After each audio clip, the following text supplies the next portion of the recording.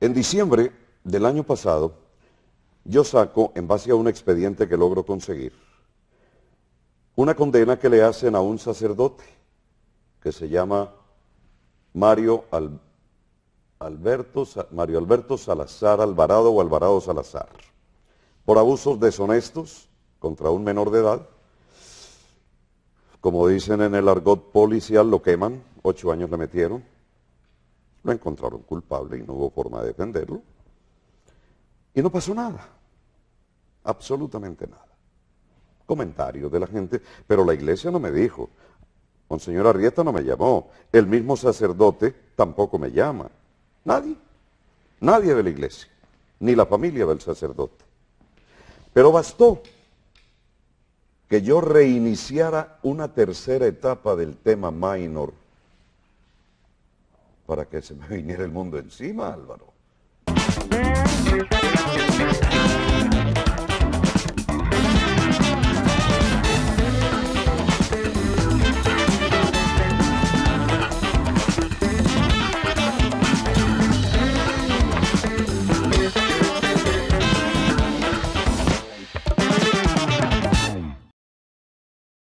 La verdad os hará libres es un versículo de la Biblia al que le aplican muchas restricciones, entre ellas la de Parmenio Medina, un periodista que dijo la verdad y eso más que hacerlo libre terminó costándole la vida.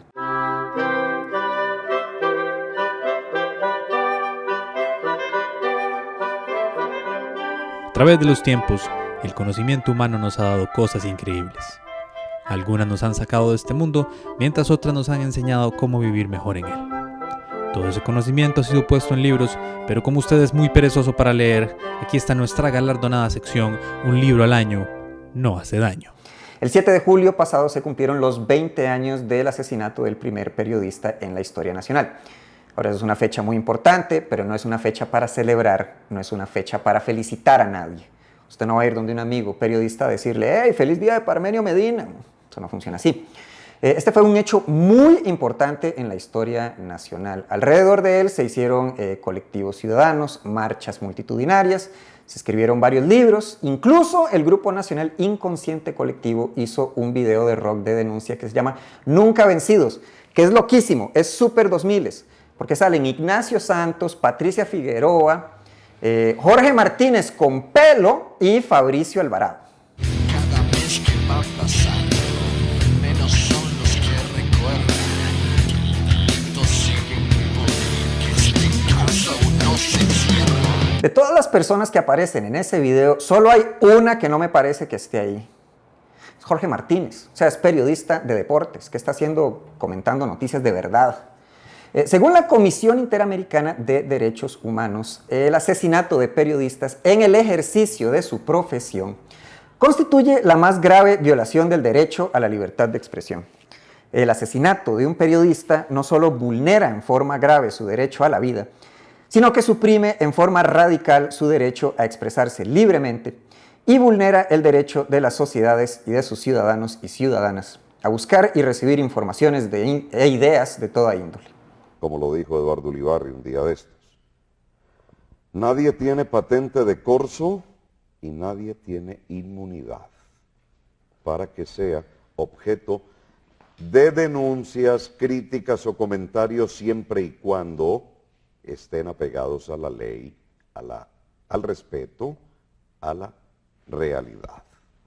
Esa es la verdad, Álvaro. Y aquí en Costa Rica eso pasó por primera vez en el 2001. ¿Cómo o por qué? Okay. Parmenio Medina tenía un programa de radio muy popular que se llamaba La Patada, sacando roncha, ¿verdad? Era muy popular a finales del siglo anterior y principios de este siglo. Pucha, eso suena súper viejo. Lo pasaban los domingos. Era un programa que combinaba un meticuloso trabajo periodístico con chota humorística.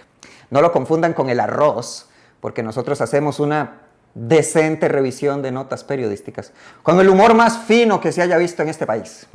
Cualquier persona que escuche la introducción de La Patada por primera vez puede que se sienta muy confundida, porque la introducción del programa no tiene nada que ver con el contenido del programa. Como esas canciones de bachata que empieza como si fuera una pieza clásica y ¡rácata! Que le meten a uno bachata sin que uno se dé cuenta. El programa empezó como un programa humorístico de deportes y poco a poco se fue desviando o empezó a desarrollarse como un programa de investigación periodística. Eso es lo que hacía Parmenio. El deporte se practica de varias maneras. Con las manos, Con los pies, pero ante todo con la cabeza. y aunque muchos no la usan y lo tratan a las patadas y manotazos, el deporte sigue siendo un asunto de cabeza. La patada. Y con malicia indígena, ¡Que viva mi partido! la patada, activista del escuadrón antichorizo. La patada. Ahora en Monumental. ideal para escucharlo desde la cama, antes y después del fútbol. La patada. Sacando rancha, dentro y fuera de la cancha. Ahora, en aquellos años, el sacerdote con necesidad de atención que movía un montón de plata no era el padre Sergio. Era Minor de Jesús Calvo, ¿no? Que era como influencer y rockstar al mismo tiempo. Lo describían como un chavalo muy dinámico, que le encantaba estar frente a los micrófonos y las cámaras. Incluso en aquellos años tenía un microprograma en Canal 7 que se llamaba Un Minuto con Dios. Dale un minuto con Dios. Dios les bendiga. Hoy es Jueves Santo. Incluso intentó ponerse su propio canal de televisión, pero como no eran los 90s, no es como ahora que es solo una cámara y un fondo, tenía que ponerse un canal y no se pudo. Hasta que aparece este señor empresario Omar Chávez, que le cumple el sueño, le patrocina la compra de una radio y con esto la gente lo pegaron, o sea, la pegaron. Se pusieron una emisora que se llamaba Radio María, que generó un fenómeno que jamás se ha visto aquí en este país. Esa gente tenía un seguimiento ya, pero parecía secta. O sea, ¿cómo se llamarían si fueran los seguidores de Minor hoy en día? Así como Minor Lovers, Minoristas, Minioners. Ok, los meet and greet con el padre Minor se llamaban jornadas de oración, que eran eventos multitudinarios en la sabana, en las que obviamente se recogían ofrendas, ¿cómo no? Esta radio le dio al padre Minor lo mismo que a un influencer, ¿no? Le dio mucha fama, le dio mucha fortuna y al poco tiempo muchos cuestionamientos. La radio recibía muchas donaciones de un montón de fieles. Incluso en el edificio de Radio María tenían acondicionado una habitación blindada para poner todas estas ayudas u ofrendas que después se iban a usar para obras de caridad. Todos los días, cerca de las 8 de la noche, se llevaban las alcancías hasta la oficina del padre Minor, en el tercer piso. Se volcaba todo el dinero en el piso y allí, arrodillado sobre la alfombra, se separaba y contaba toda la plata. Se armaban fajos de billetes y todo quedaba en el escritorio del padre Minor.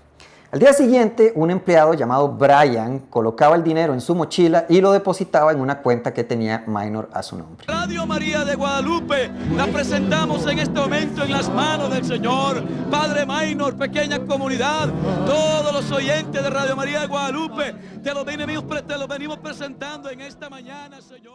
Y confundía a los fieles. Hoy me encuentro sana.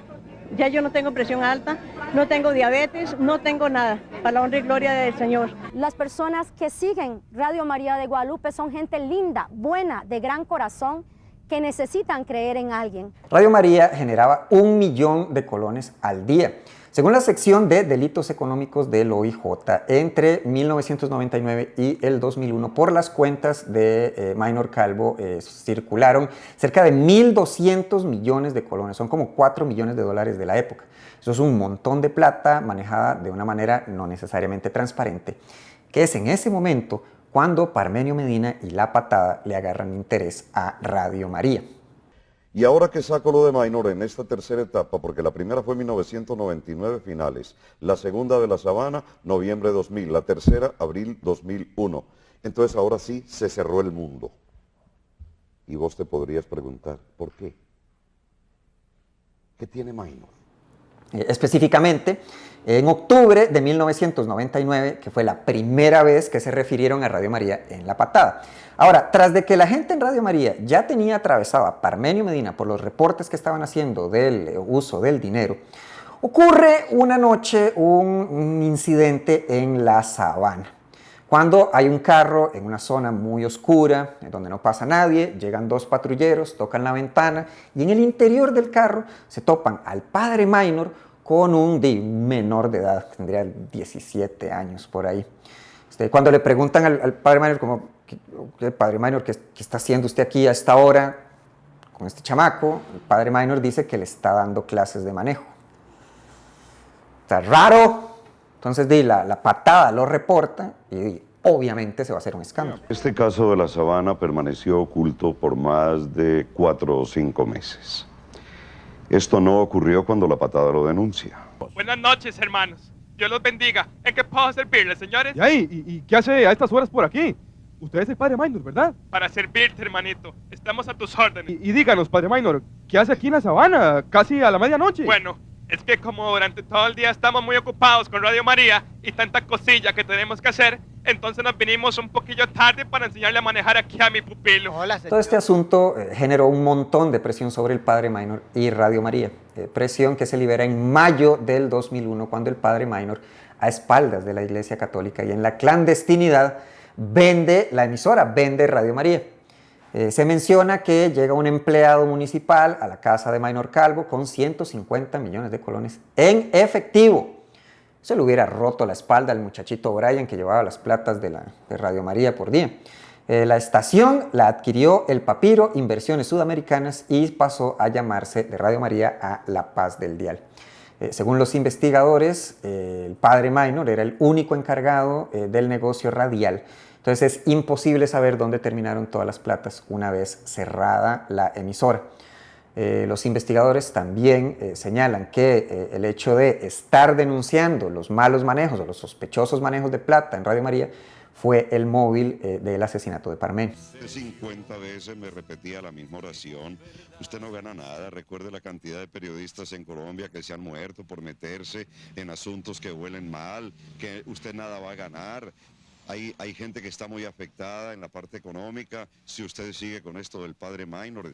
Parmenio y su investigación, solo con decir la verdad, mataron a la gallina de los huevos de oro, a la paloma de los huevos de oro, porque era radio católica, que fue cuando empezaron las amenazas, ¿no? Primero por teléfono, lo llamaban para decirle que hay gente económicamente afectada, hay mucha plata y muchos que se están viendo perjudicados con estos comentarios. La secuencia de lo de diciembre y de la serie de amenazas que hemos venido recibiendo desde que en 1999, a finales del año, empezamos con esta investigación. Me dice el hombre: retráctese de lo del padre Minor y no pasa nada, porque de lo contrario ya sabe lo que le va a pasar en cualquier momento.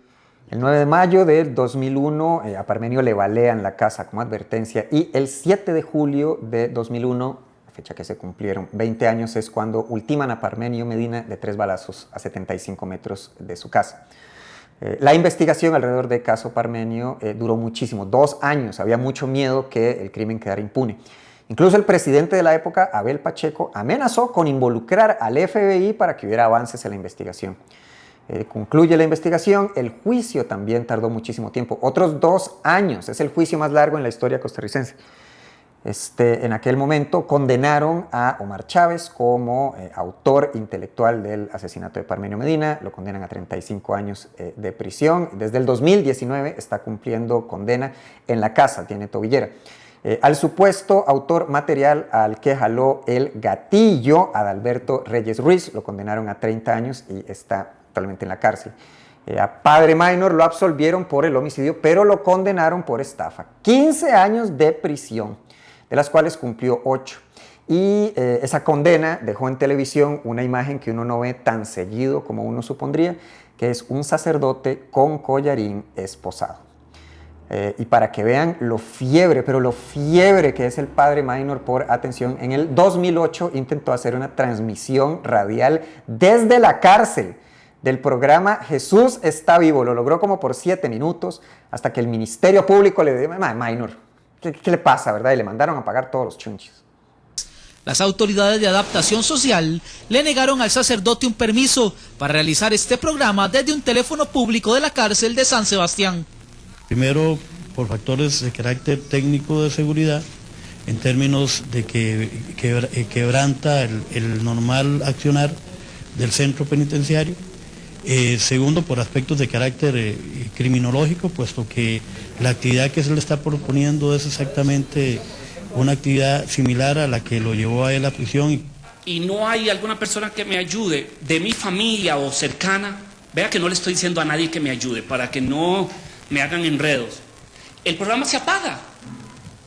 Bastó un mes para servirle a Dios y llevar su palabra, alabado, hasta ahí llegó. Existe la posibilidad de la pauta publicitaria, usted no lo descarta. Sí, pauta publicitaria que bueno, ahorita habría que nombrar una persona. Este de verdad fue un hecho muy importante en la historia nacional, hiriente.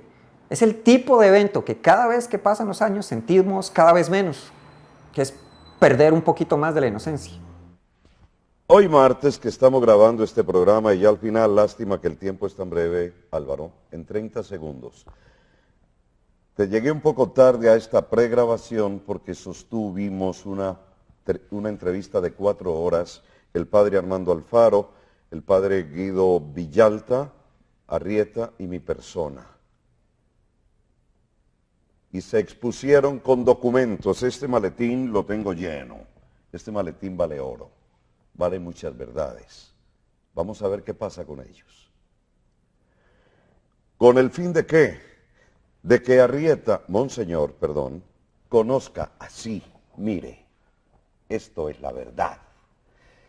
Y la sabana es un postre ordinario chiquitillo, para que no vayan ustedes a dimensionar que el mayor problema que tiene este señor Maynor Calvo se llama el asunto de la sabana. No es así, Álvaro. Invítame a otro programa si querés, cuando tengas gusto, chance y oportunidad, y hablamos más a fondo. No es que hayamos estado escondiendo nada hoy, es que como el tema es supremamente amplio y todo importante, en mi opinión, pues de ahí no alcanza el tiempo y entonces se reduce el espacio. Este programa está a tus órdenes, y lo digo de antemano porque a veces puede ocurrir que alguien diga, bueno, ¿y qué pasó? El padre Maynor sabe que también él está invitado cuando lo desee a venir a Diagnóstico, exponer sus puntos de vista, exponer sus verdades. Aquí será recibido con la consideración y el respeto pues que merece un comunicador de su envergadura. Pero debemos también precaver a los televidentes, a nuestros amigos y amigas del programa Diagnóstico, de que si están ocurriendo, como están ocurriendo, amenazas concretas contra Parmenio Medina, probablemente de esas amenazas muchos de los involucrados en esta discusión son absolutamente ignorantes. Pero este país no ha sufrido los embates de Colombia, donde mueren todos los años decenas de periodistas, o en México, o en Guatemala, donde el ejercicio del periodismo implica una permanente amenaza y un peligro de muerte.